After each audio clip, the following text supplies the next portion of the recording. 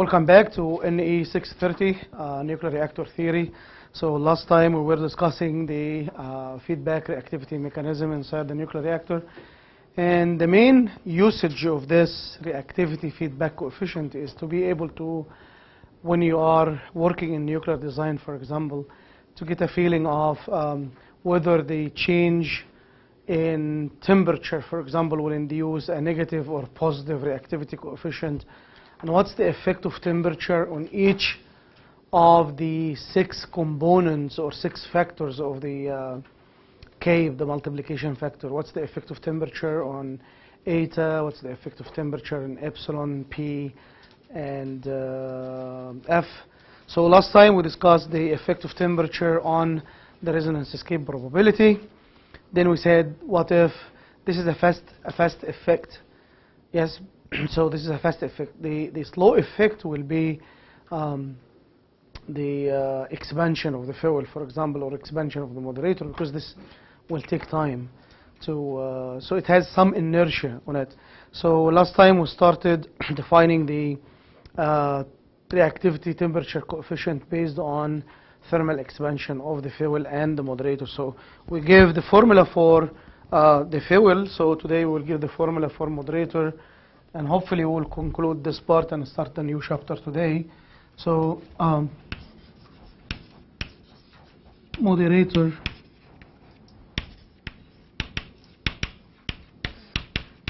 effects. So if you have the moderator temperature will increase, this will affect alpha P, which is the reactivity temperature feedback coefficient of based on what? The resonance escape probability. And T is for temperature and M for moderator. So this is the reactivity feedback coefficient that study the change of the resonance escape probability with the temperature of the moderator. And this can be written as 1 over P, again dP by dt, but instead of dP by dt, we will put dP by dN moderator multiplied by dN moderator by dt. The change now, this is the change of the moderator number density with temperature. So if you evaluate this, this will give you 1 over P dB, which is d ln P. So if you evaluate this, this will give you ln P multiplied by 1 over dN moderator by dTm. And this will give you 3 theta m ln P, where theta m is the linear expansion coefficient for the moderator. So theta m is just linear expansion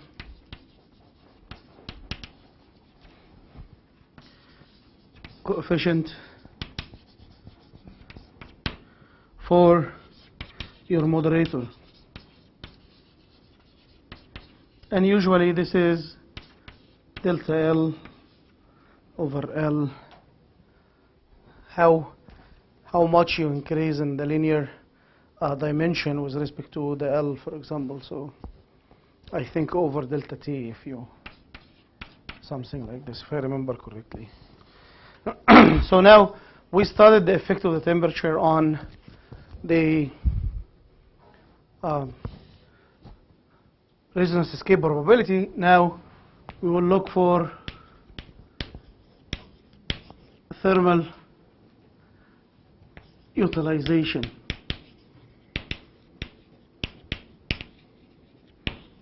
Factor, which is F. So we studied several lectures ago that F is just sigma absorption in the fuel, and this is the effective one, divided by sigma absorption in the fuel, again the effective, plus sigma absorption in the moderator,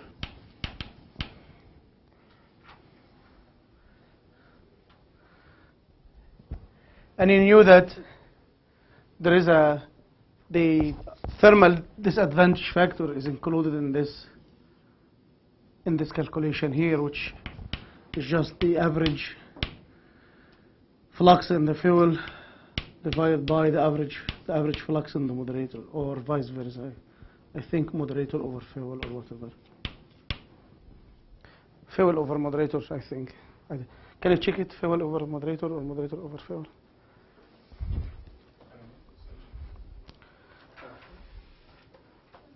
The thermal look for in the appendices and look for thermal disadvantage factor.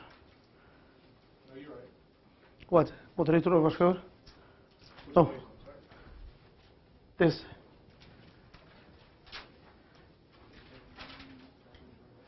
Yeah. I have this moderator. Moderator over fuel? Okay, so moderator over fuel. Now, the cross section is just sigma small multiplied by the number density. So again, reactivity coefficient will have immediate change and delayed change. The immediate change will come from the from the fuel. So we have 1 over f df by dt. This is alpha ft, and if you do this, it is 1 minus f, 1 over sigma absorption in the fuel, the sigma absorption in the fuel, divided by dt fuel, plus 1 over sigma absorption in the fuel, the sigma absorption in the fuel, by the thermal disadvantage here,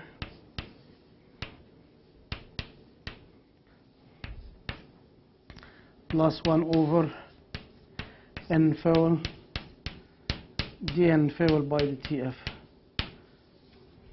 So this term and this term is coming from this one here, from the sigma multiplied by n. So the first multiplied by the differentiation of the second, plus the second multiplied by the differentiation of the first, as you see over there, minus 1 over sigma absorption for the moderator, the sigma absorption for the moderator, by dt moderator, plus 1 over sigma absorption for hydrogen or moderator here, the sigma absorption for the moderator, by the xA by dt m, plus 1 over n moderator, dn moderator, by dtm. So we have two terms here that contribute to the thermal utilization reactivity temperature feedback coefficient. This term is coming from the fuel, and this term is coming from the moderator. So we can make it as alpha f. Tf means T fuel, and alpha f Tm. So F here is thermal utilization, and T is temperature, and F here is fuel, and M here is moderator. So this is just to show you what's the thermal utilization reactivity temperature feedback coefficient. The last one will be the non-leakage probability. So non-leakage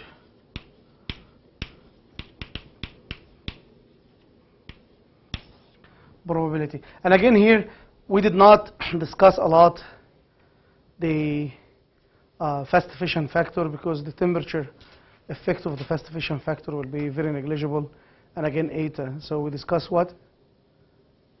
F, P, and P non-L, non-leakage probability.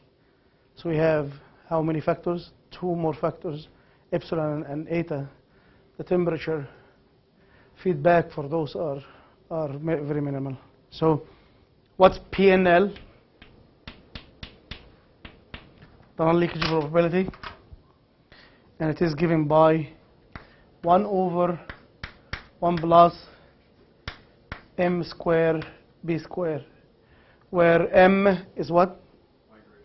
Migration length, which is the square root of what? M square is area, which is the square root of L plus L square plus tau square under the square root, equal to m. And b is what? Bg, the buckling, geometrical buckling, yes. So this is just 1 over 1 plus L square plus tau multiplied Bg square. So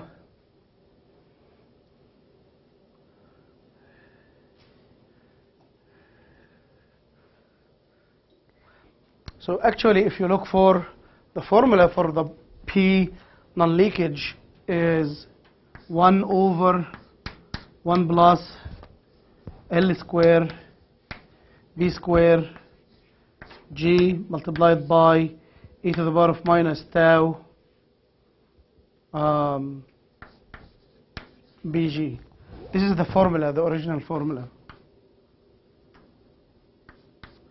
And for small values for the exponent, you can expand this one as 1 plus L square B square G, and this you can expand it as what? This is e to the power of x for the small value of x. You can expand it as 1 plus x. But this is, I can bring it downstairs, so it will be what? E to the power of tau Bg, so you expand it, so it will be 1 plus tau Bg, and then you multiply this will give you 1 over 1 L square B square G plus tau. Actually, this is tau B square G plus L square tau e to the power of 4G. This term can be neglected with respect to the other two terms, and then you will factor out B square G from here. You will have L square plus tau, and L square plus tau will give you what? M square. So again,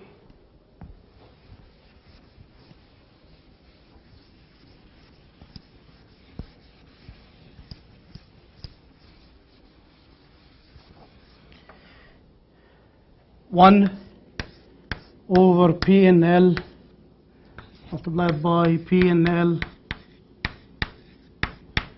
by dt.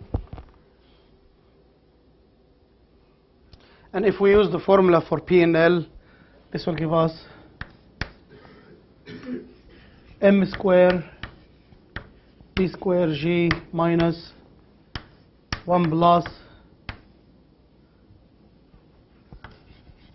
M square P square G multiplied by 1 over M square D2M square by dt M plus 1 over B square G D, there is no square here, D B square G by dt M.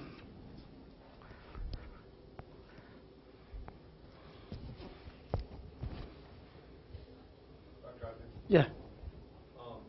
So the approximation we made for the exponential over here, is it usually tau is such a small number that we can make this approximation almost all the time, or how often does this approximation hold? Yeah, you can get the values for what's tau. Tau B square G, for example. Tau's the permeate, right? Yeah, permeate G. So it's usually short. Yeah, it's small, yeah. Okay. Few centimeters. Excellent. Thank you. So when the temperature will go up, the number density will go down. Why? Because of the expansion. So you have the same number of particles, but the volume will do what? Will expand, so the number density will go down. And this will affect the migration area. So 1 over m square dm square by dtm will be 1 over d moderator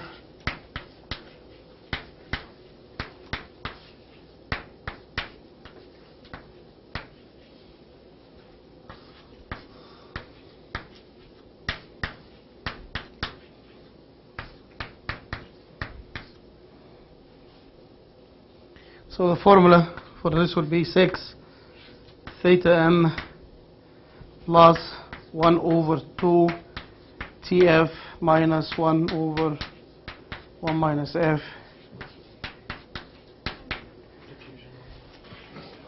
and sigma absorption is just sigma absorption in the moderator plus sigma absorption in the fuel, and this is sigma absorption in the moderator multiplied by 1 minus f.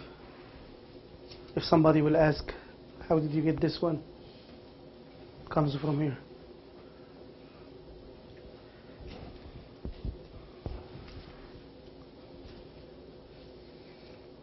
Did you understand what we did here?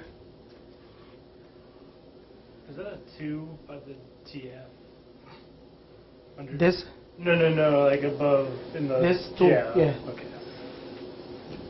6 theta m 1 over 2 tf minus 1 over 1 minus f df by dt. So we make approximation m is nearly L, m square is nearly L square, and L square is what? D over what? Sigma absorption, and then you substitute sigma absorption equal to sigma absorption in the moderator multiplied by 1 minus f. Then you have to differentiate with respect to D first, and with respect to what? The sigma absorption. So, and the other term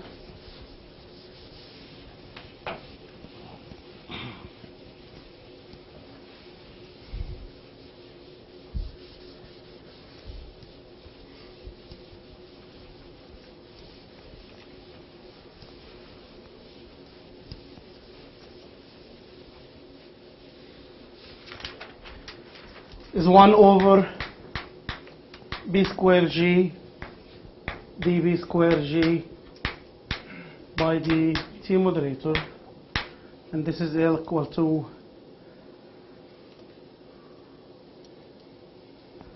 some L R divided by J square dg over LR by dtm. This will be equal to 1 over LR dLR by dgm. I think, can you check for LR? I think LR is dimension.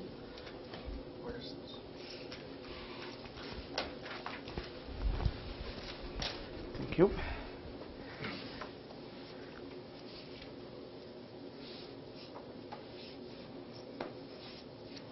Yeah, he write the buckling as G over LR, where G is a constant depending on the geometry, and LR is a characteristic physical length for the reactor.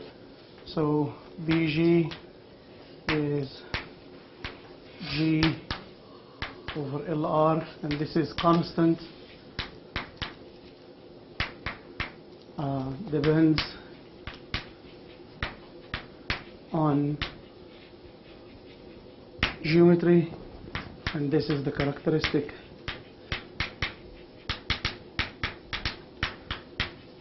physical length. So in case of a slab geometry, BG is equal to pi over A, so G will be equal to what?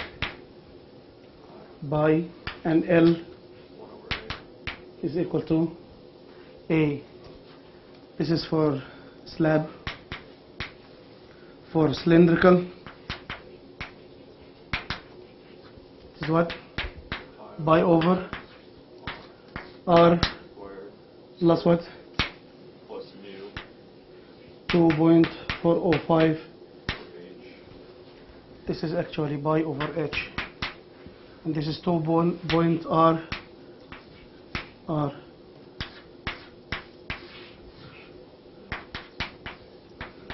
And so on. So again, constants here, 2.45, depend on the geometry, what are the constant G and the characteristic lengths and so on. Okay guys, so we can write alpha B non-leakage Tm equal to 1 over B non-leakage dP non-leakage divided by Tm, and it is equal to m square B square G over 1 plus B square G m square divided by 2 over LR dLR by the T moderator minus 6 theta m minus 1 over 2TF plus 1 over 1 minus F multiplied by dF by dt. Okay guys, now to reiterate, we studied the nuclear physics at the very early beginning to know how to calculate the cross sections, stuff like energy dependent of the cross section, how the cross section will add up if you want to calculate an average cross section or a cross section for a mixture of isotopes, the energy dependence and so on. Then once we finished, we gave some insight onto the fission. What's the fission process, how the fission process will take place, what's the number of neutrons coming out from the fission, how the number nu vary with energy, and what's the compound nucleus formation technique and so on. Then we move up to derivation of the diffusion equation, and we assume in the diffusion equation that we do not have a strong absorber. The flux is a slowly varying function with position, and the scattering is isotropic in the center of mass. We drove it, and we got the diffusion equation because we substituted of the flux or the current as negative d grad phi, and this is called Fick's law, and this is a diffusion process. Once you substitute this diffusion relation into the continuity, neutron continuity equation, it became the neutron diffusion equation. We said that, okay, we will work only with one energy. So to work with one energy, you have to average your cross sections over the energy. In order to average the cross section over the energy, you have to get a weighting flux. So we solved this diffusion equation in infinite system and infinite system, and then we solved the diffusion equation in systems where we have fission sources, and we look for the criticality condition and so on. Then we, in order to deduce this equation and deduce the variables or the constants of the equation, which are the average, we do not write the average, sigma average, we just write d and sigma, indicating that we already average over energy. Then we have to get the flux to use in order to evaluate those average diffusion equation constants. So we looked at how the neutron population in reactors in order to deduce the shape of the flux, and we studied the fast energy range where you have just the fission taking place above 50 kilo electron volt, and we deduced that the flux will be proportional to the chi of A, which is the probability distribution function for the fission neutrons. Then we look at the diffusion region, and we notice that the flux is 1 over A, but it's modified by some absorption exponential term, and some is also modified by the shape of the cross-section, sigma absorption and sigma scattering in the energy region. Then we look at the thermal energy region, and we notice that the flux is what? A Maxwellian, but it was modified Maxwellian because of the absorption hardening and diffusion cooling. And we look for the region where the 1 over E will join with or overlap with the thermal Maxwellian flux. Then we return back and visited the diffusion region, and we looked carefully at the resonance absorption in this region. And the most important factor in the resonance absorption is to try to evaluate the resonance integral, which is the integration of sigma small gamma multiplied by the flux in the resonance region. And after we are done with this case, we notice that also the cross-section or the flux in the resonance region also behaves like 1 over E. And we look carefully to the resonance shielding effect or energy shielding effect, self-shielding effect. Then we stated that once you solve this diffusion equation, you'll be able to calculate the critical mass for your reactor or assembly, critical assembly or whatever. Now, you want to calculate how the short time scale behavior of this reactor, how K will change with time. And then we solved what? We deduced the point kinetic equation on the principle that our shape function, flux shape function, does not change with time. And we call this case neutronically tight core, and we deduced the reactor kinetic equation, which we solve it for graphically for the 7 roots, and then we solve it for an average delayed neutron group, one delayed neutron group, and we get the 2 solutions. And we look at the fast scale performance, which is based on the neutron lifetime gamma, and the slow case, which is based on the decay of the delayed neutron precursors inside your core. Then, if you want to look at the short scale variation inside your nuclear reactor, we looked at this one plus the temperature, which is, so if you just arrange the processes taking place on time scale, you'll find that there is a kinetic behavior of the fuel reactor, which is just moving the control rod up, lowering the control rod down, and so on. And this will be associated by temperature variation, and this is why we have to study this temperature feedback coefficients to make sure that, okay, it's not just by you are moving your control rod up or down, you are also changing the temperature in such a way that you will affect your the activity that you already calculated. Then it comes the chapter before the last one, which is the burn-up calculation and the Boson calculation and so on. So the short time scale usually will changes for the nuclear core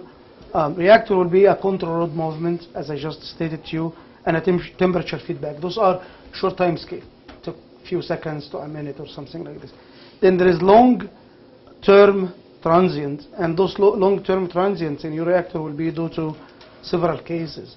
One is the fission product Bosons, and now we'll start a new chapter.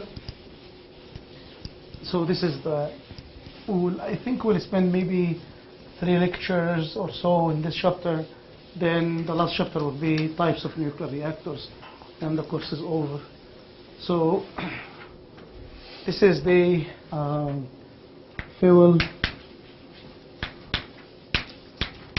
burn-up or long-term. It's not only fuel burn-up, it's fuel burn-up and Bosons and so on. So long-term effects.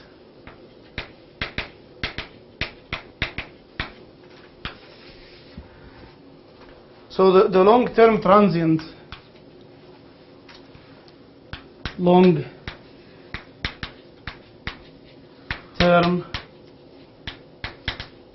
transients can be classified to one if you have any fuel burn-up.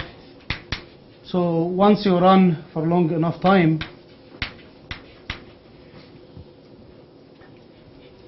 your fuel inventory will decrease, and this will affect the reactivity of your system. So, but this is a long-term effect. You don't expect that you will, for example, for power reactor, usually you have the initial load is something like 25 ton of fuel. It's enriched up to 3% or so, 2 to 3% or 4%, excuse me. And you refuel every, let's say, every 18 months, every year. It depends on the type of the reactor, for example. So you expect, yes, in a time scale of maybe a couple of days, weeks, month, there is appreciable change in the reactivity of the system. So you have to regulate your control rods, and of course you have enough reserve reactivity, and this is called the reactivity reserve stock into your core, so that you can run for long enough time before refueling again. So this is fuel burn-up. You have fission products,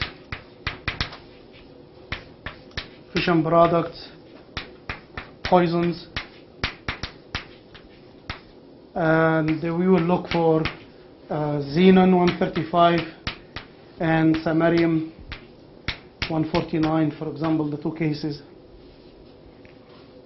And there is burnable poisons.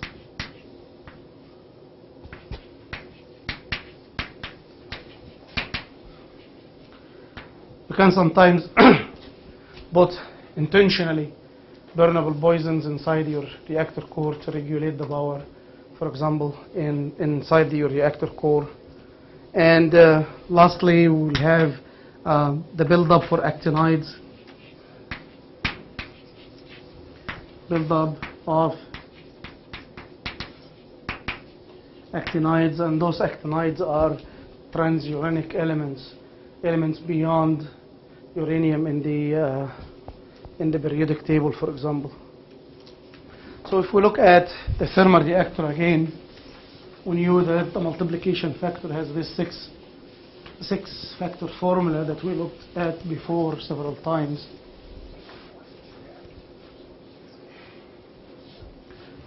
K effective is just equal to eta F epsilon P multiplied by the fast non-leakage and multiplied by the thermal non-leakage factors.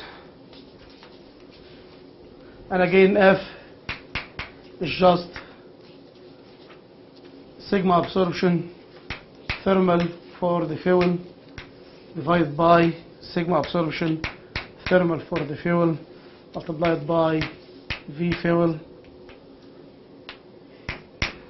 plus thermal disadvantage factor multiplied by V moderator over V fuel multiplied by sigma absorption thermal in the moderator, where again this thermal disadvantage is the average flux in the moderator divided by the average flux in the fuel, and this is the thermal utilization thermal disadvantage factor. Do you remember where it comes from?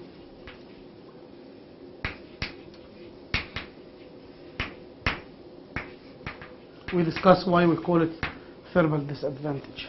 Do you remember why? It's a self-shielding. There's lower flux in the fuel. Yes, because when we try to homogenize our cell to move from the case where when we solve our equation, the fusion equation, we stated that those factors, the constants for the fusion equation, are space independent, meaning that they do not depend on the space. So we stated that this means that we are solving a homogeneous reactor. But the true case, our reactor is not homogeneous, so we have to homogenize and move from the heterogeneous to homogeneous case. So we said that the easiest way to do homogenization is just to do what? To modify the sigmas by the volume fraction. But we stated clearly that this is not the right way to do it. Why it's not the right way to do it? Because we said that the self-shielding effect will not be included if we just multiply by the volume fraction. So in order to do it right, we have to take care of the self-shielding of the solid fuel immersed into the liquid moderator.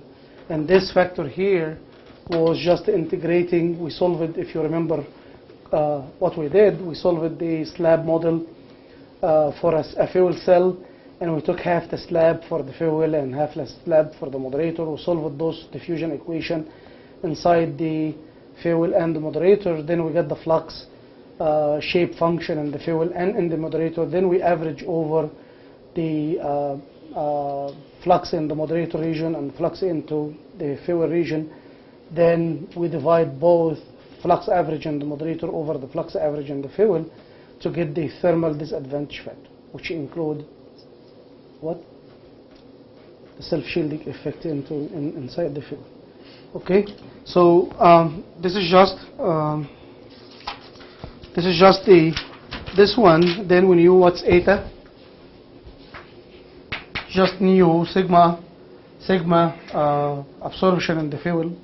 So sigma fission in the fuel divided by sigma absorption in the fuel in the thermal energy range, and then if you multiply all, you will get K equal to nu sigma in the fuel fission in the fuel divided by sigma absorption in the fuel plus C multiplied by Vm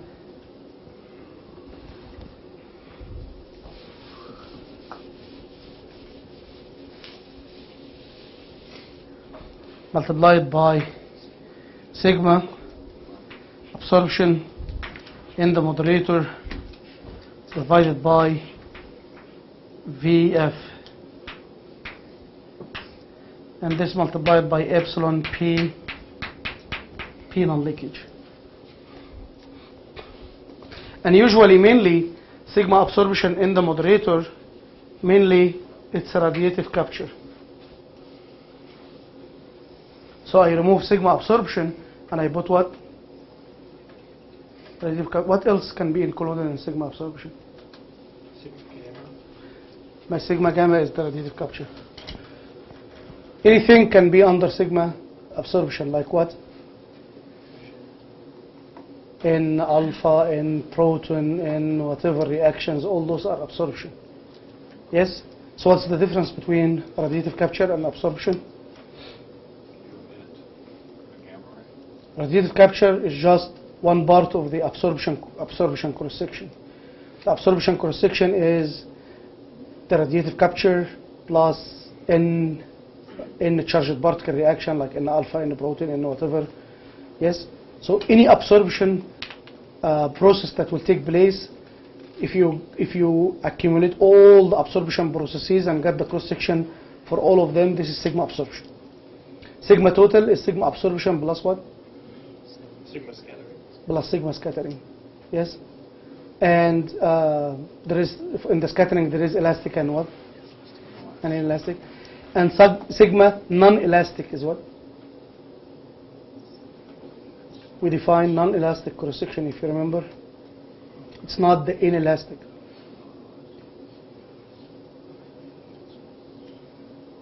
So the non-elastic is everything but the elastic. Okay? Okay, guys?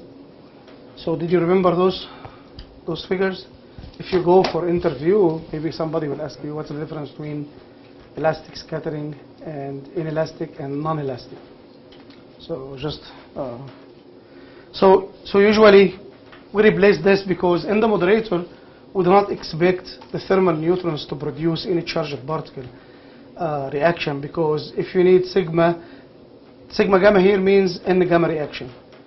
So sigma absorption will be N gamma plus NP plus N2N plus N3N plus N alpha. You need a threshold energy, high threshold energy, to induce neutron charged particle reaction, where the neutron energy inside the moderator is very low. So most probably your most reactions inside the moderator will be just absorption, radiative capture reaction. So this is why we put sigma gamma. So most absorption and moderator are neutron capture.